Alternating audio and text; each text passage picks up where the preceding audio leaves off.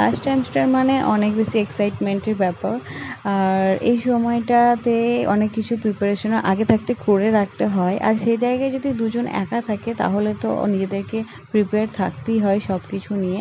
সেই জন্য আমরা চলে এসেছি আজকে ডাউনটাউন মল বেবির শপিংয়ের জন্য।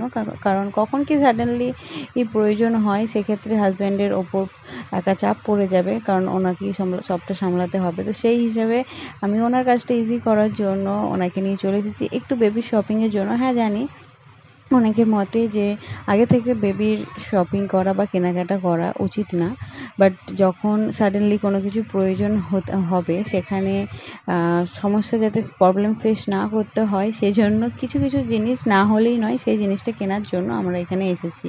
এখানে আসা মাত্রই নিচেই রয়েছে টিকিট কাউন্টার সিনেমা দেখার জন্য। তো হাজব্যান্ড বলছিল চলো সিনেমা দেখি। আমি বললাম এখন তো পসিবল না লং টাইম ধরে বসে দেখার, বাট নেক্সট টাইম শিওর বেবিকে নিয়ে এসে সিনেমা দেখবো।